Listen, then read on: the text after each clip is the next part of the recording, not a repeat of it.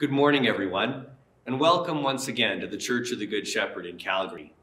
I'm the Reverend Derwin Kostanak, the priest here at this parish, and as we continue on with these new ways of doing things these days, I'd like to invite you to continue to contemplate this season of Advent in which we find ourselves.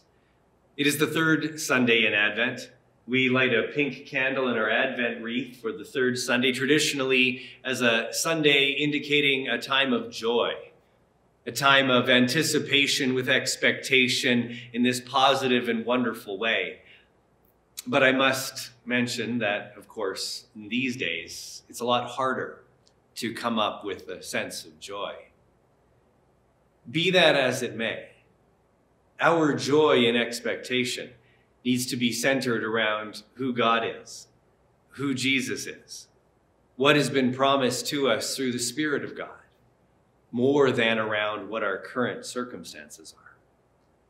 And so I invite you as we begin this morning to contemplate that thought of joy, in particular, seeing it as being sourced in something beyond ourselves, beyond our current circumstance. I know I need to hear that message this morning, and I trust that many of you do as well. And so with a deliberate intention to see that indeed the joy of the Lord is our strength, let us turn our attention now to the Scriptures. We read what the Bible has to say to us this morning according to the lectionary readings and explore another aspect of what it is that we're waiting for in this time.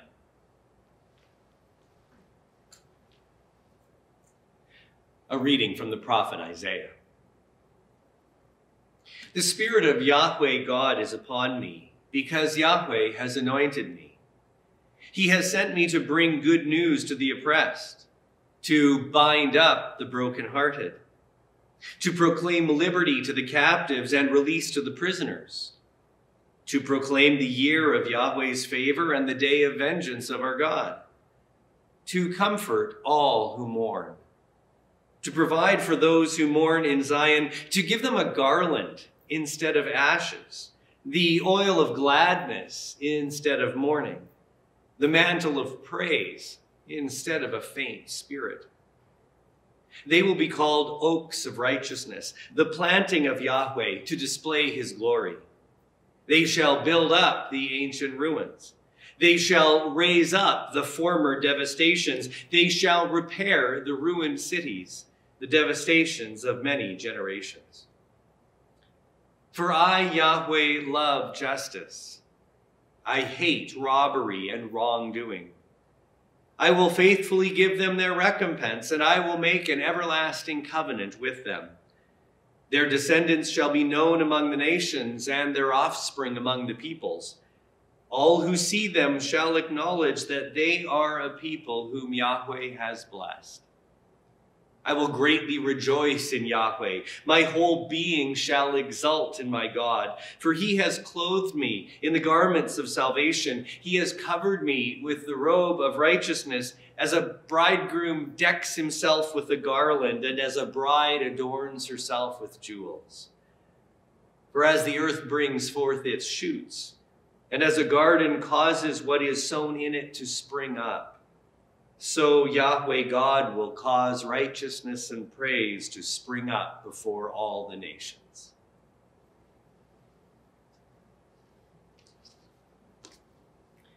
A reading from the Gospel of Luke. My soul magnifies the Lord, and my spirit rejoices in God my Savior, for he has looked with favor on the lowliness of his servant. Surely from now on all generations will call me blessed, for the Mighty One has done great things for me, and holy is his name. His mercy is for those who fear him from generation to generation. He has shown strength with his arm. He has scattered the proud in the thoughts of their hearts. He has brought down the powerful from their thrones and lifted up the lowly. He has filled the hungry with good things and sent the rich away empty.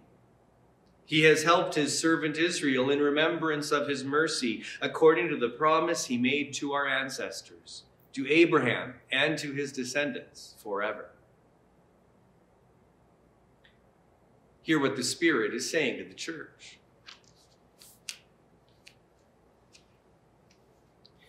A reading from the Gospel of John. There was a man sent from God whose name was John. He came as a witness to testify to the light, so that all might believe through him. He himself was not the light, but he came to testify to the light. This is the testimony given by John when the Jews sent priests and Levites from Jerusalem to ask him, "Who are you?" He confessed and did not deny it, but confessed, "I am not the Messiah." And they asked him, "What then? Are you Elijah?" He said, "I am not." "Are you the prophet?" He answered, "No." Then they said to him, "Who are you? Let us have an answer for those who sent us. What do you say about yourself?" He said, "I am the voice of one crying out in the wilderness, 'Make straight the way of the Lord,' as the prophet Isaiah said." Now they had been sent from the Pharisees. They asked him, "Why then are you baptizing if you are neither the Messiah, nor Elijah, nor the prophet?" John answered them, "I baptize with water. Among you stands one whom you do not know, the one who is coming after me. I am not worthy to untie the thong of his sandal." This took place in Bethany across the Jordan, where John was baptizing. The Gospel of Christ.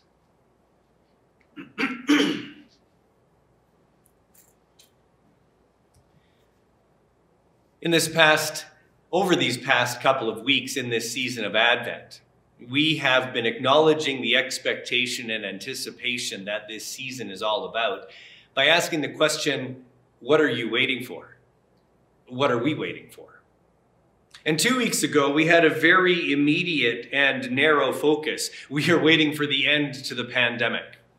And then last week, we broadened that a bit more so that it would be a question that could be answered at any time. And we suggested that we were waiting for a better world. And in both cases, we saw how the scriptures spoke to those things. And more importantly, perhaps, we asked ourselves the follow-on question, what should our posture be in this time that we are waiting for an end to the pandemic and while we are waiting for a better world? This morning, we asked the question again, what are we waiting for? What are you waiting for? And I would suggest to you that it would be correct to say that we are waiting for justice. This was one of the 4 characteristics of the better world that the prophet Isaiah had talked about and had promised in our reading last week. If you recall, we talked about how the better world that God promises would be marked by God's steadfast love, by his faithfulness based on truth, by his peace, his shalom, his well-being for all, and by his righteousness, which is to say, his justice. And so this morning, we pull that one particular aspect out, this justice piece, because what we find in the scriptures is that it is something that is repeatedly spoken of. It is an ongoing and important theme from cover to cover in the Bible. But before we dive into what the scriptures say about that, let us simply come back to ourselves. Why would I say that we are actually waiting for justice? I ask that question because if you're like me, life is pretty good. I can't say that I've been treated unjustly in any significant way lately. Life is happening. Things are going well. I would imagine that for many of us, perhaps even most of us who are watching this video, that for the most part, life's pretty solid. We're not the ones crying out for justice. But let me suggest to you that our desire for justice makes itself readily apparent once something happens to us that we don't think is very just. For example, when you're driving down the road and you're coming up to the end of a lane and someone else blasts by you really quickly just to cut in front of you, to cut the line, do the hackles on the back of your neck rise up? Do you start to feel angry towards another driver? Do you perhaps have some choice words to say to him, or perhaps even some kind of gesture to display to him? I would suggest to you that if that happens to you, it probably has less to do with any sense of whether or not that driver was being safe, but the fact that he cut in front of you and you felt injustice. Let me look at it a different way with you. Try this one day. Going to the grocery store, just decide to cut the line into one of the cashier or checkout lines there. See what kind of response you get. And then ask yourself, would you not respond exactly the same way? Even though we may not be faced with injustice day by day, the moment something happens to us, even something relatively minor like these two examples, we very quickly have this sense that this ought not to be the way it is, that things need to be straight. It is not fair to cut in line. And so for us, we desire justice actually every day, even if we can't say that we haven't received it. But just as last week we broadened our perspective on what we were waiting for, let me broaden that one more for you today. In answering this question and contemplating justice, let us not think simply as the individuals that we are, the individuals who in all likelihood are living in a really solid place in North America. Let us think of ourselves more collectively, and not even just about our church, our own parish, or for that matter, even as Christians, but let us contemplate the fact that human beings on this planet, all 7 billion of us, are ones who desire justice. And I think when you broaden your perspective that way, you would have to agree that there are many people in the world who are actually quite desperately crying out for justice, expecting justice, anticipating justice, longing for justice. When we think of ourselves as human beings, would it be correct to say that in the world today, we human beings are wanting justice? I think the answer is absolutely, resoundingly yes. And in more significant ways than someone cutting you off in traffic. The Bible, as I mentioned, has a key feature with regard to this notion of justice. God himself is referred to as one who is just and who is promising justice for his people. What we read today in Isaiah 61, is God's promise to Israel for justice coming their way. They had been experiencing difficult circumstances. They were having challenges. They had gone into exile. They were away from their land. They were away from their temple, the way that they would worship God appropriately. They were not being treated well. And the promise we find in Isaiah 61 is that God would bring about justice and recompense for them. That the promise is that the injustice they were experiencing would be rectified. And so it was wonderful words that they were able to hear from the prophet Isaiah. That God would be one to bind up the brokenhearted and to set the captives free. This is all speaking within the context of justice for those who were oppressed. Our second reading was one of the things that we have from time to time in the lectionary. Rather than reading a psalm, we read one of the psalm-like songs from the Gospels. And in this case, it was the one known as the Magnifica, the song that Mary sang when she came to fully embrace and understand the fact that she was now pregnant with the Messiah. And she began with those famous words, "My soul magnifies the Lord, and my spirit rejoices in God my Savior." Why? For he has been mindful of the lowly state of his servant.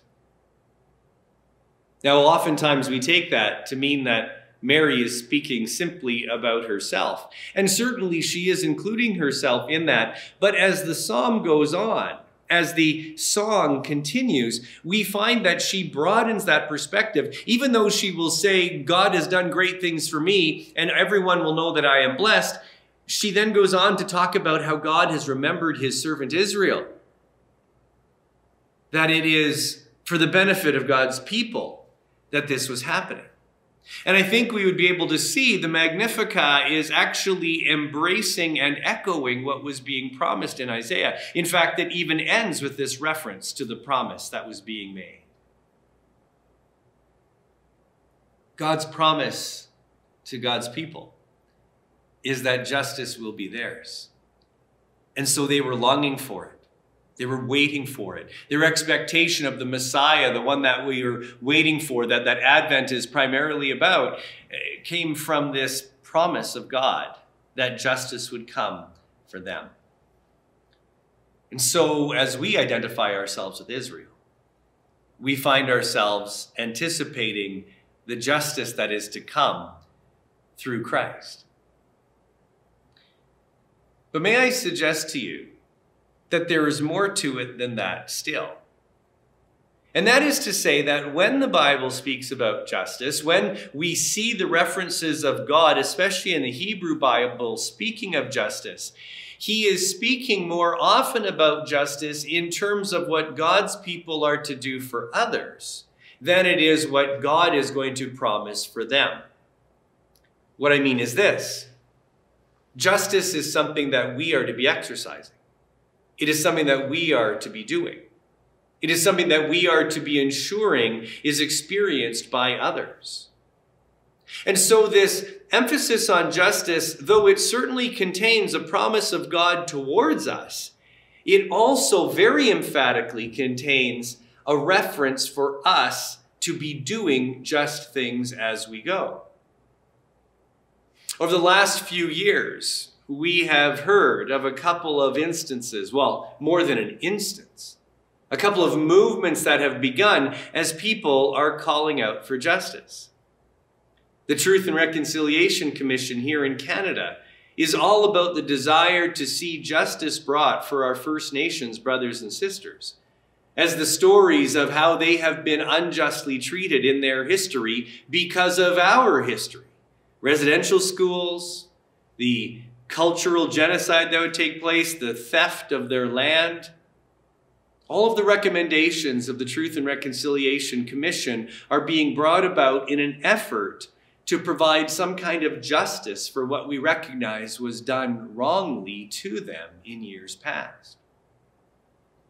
We've also seen all over the place the hashtag Black Lives Matter, largely because of African Americans in the States who are saying we are getting tired of being mistreated, about being discriminated against, about having racist activity directed towards us, in particular by people in authority.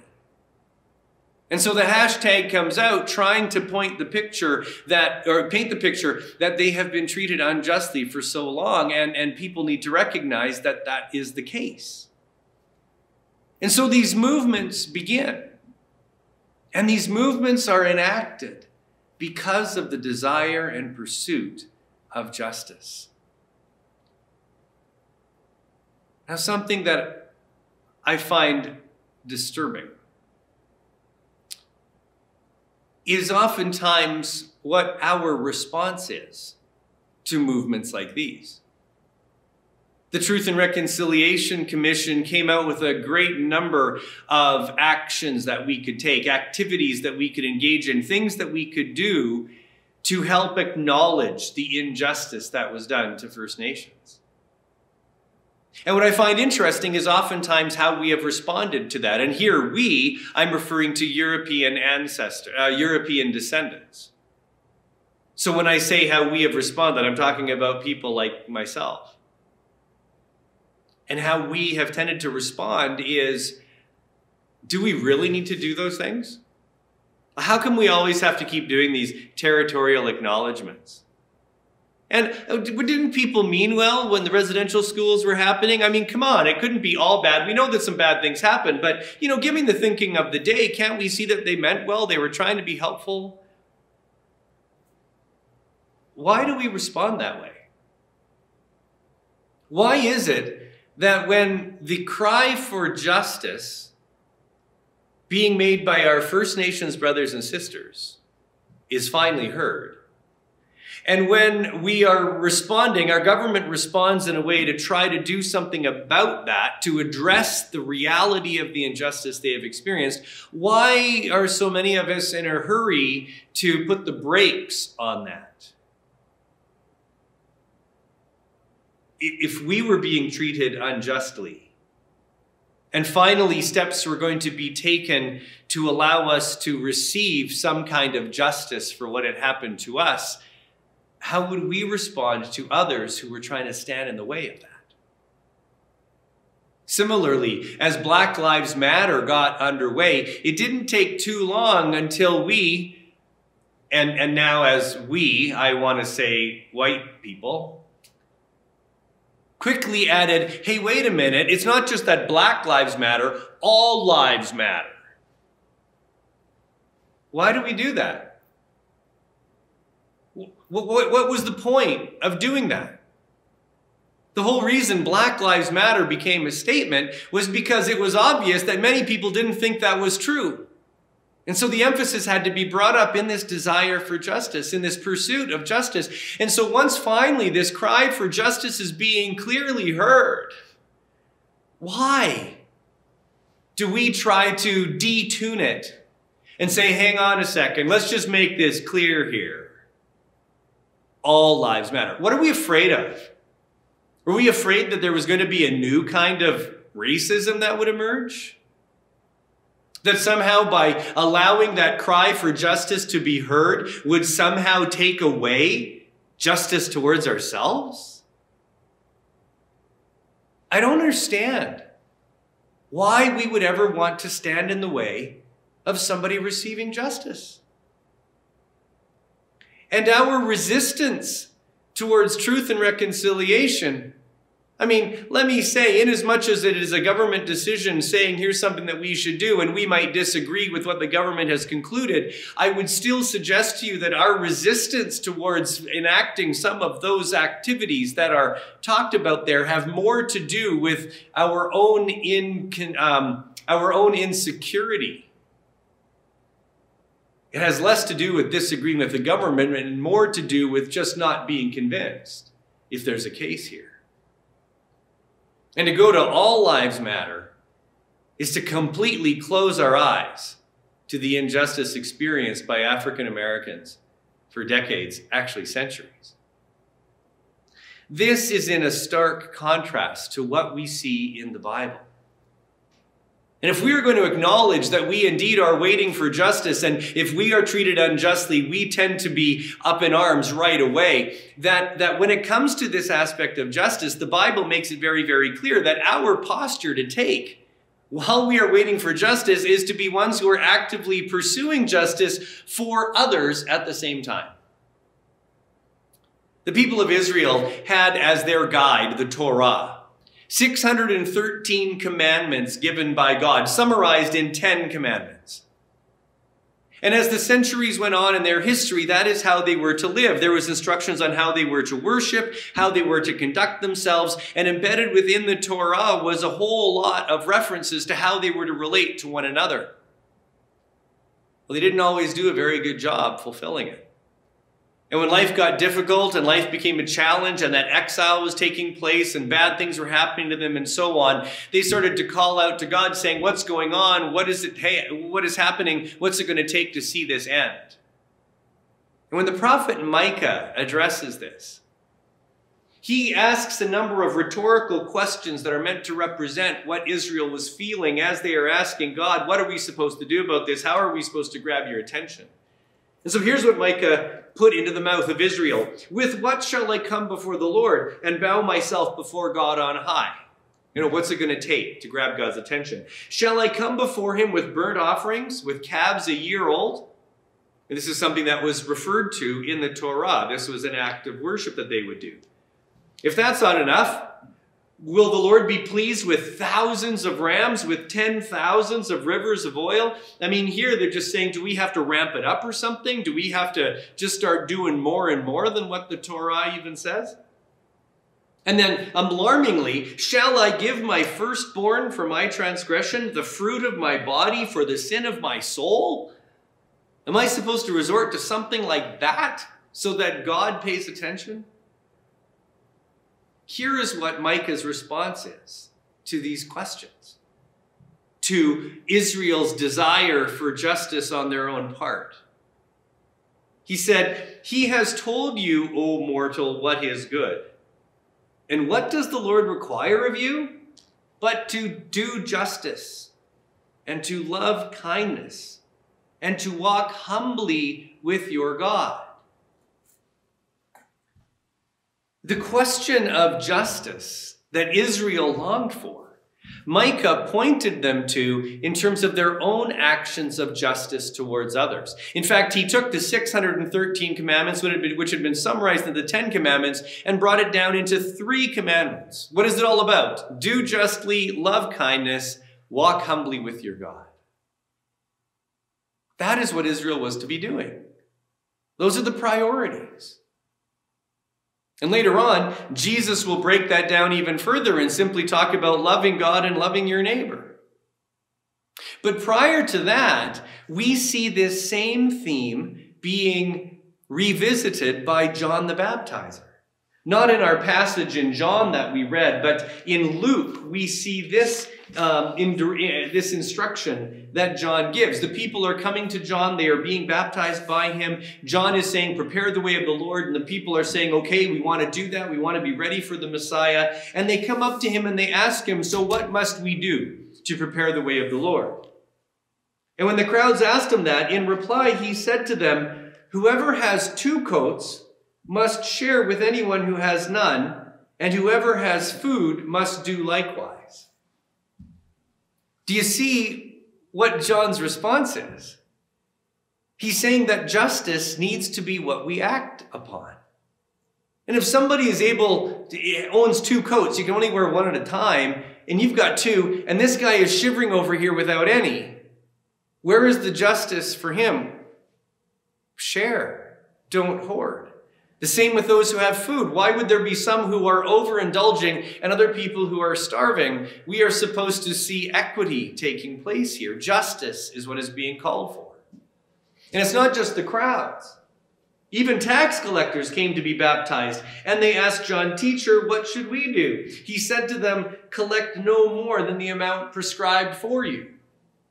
John says to the tax collectors, look, if you go ahead and take the authority of your office to go ahead and take more money from people than you're supposed to, that's theft. That is not just. You are not acting appropriately. If you are going to prepare the way of the Lord, if you, while you are waiting for the Messiah, are making yourself ready for it, you must be living in a just way.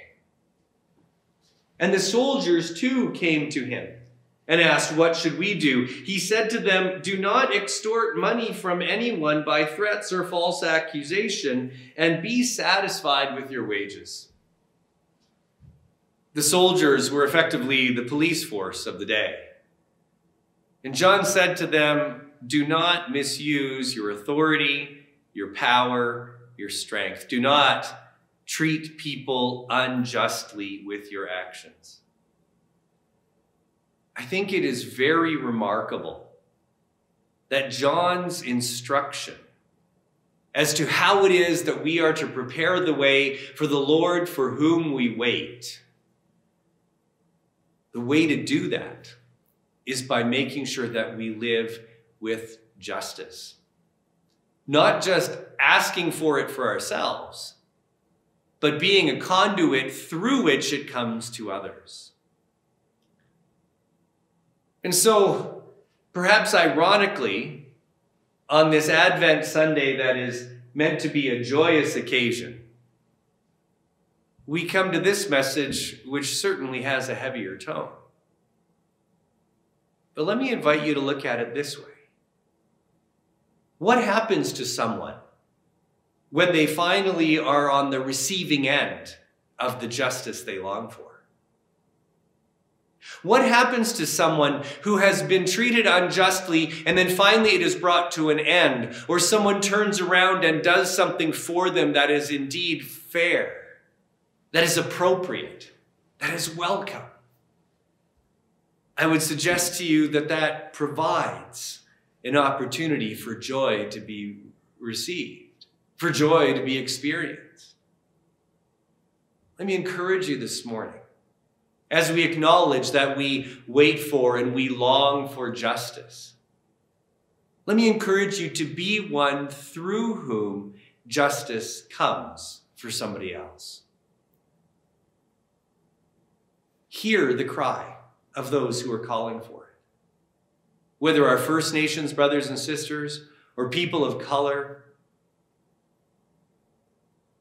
Who else is calling for justice around you? Who else is longing for things to be made right? How might you be one through whom the justice they are waiting for might come? Let our posture as we wait in this way be a posture of action for the sake of others. And in so doing, we fulfill the law of Christ. Amen.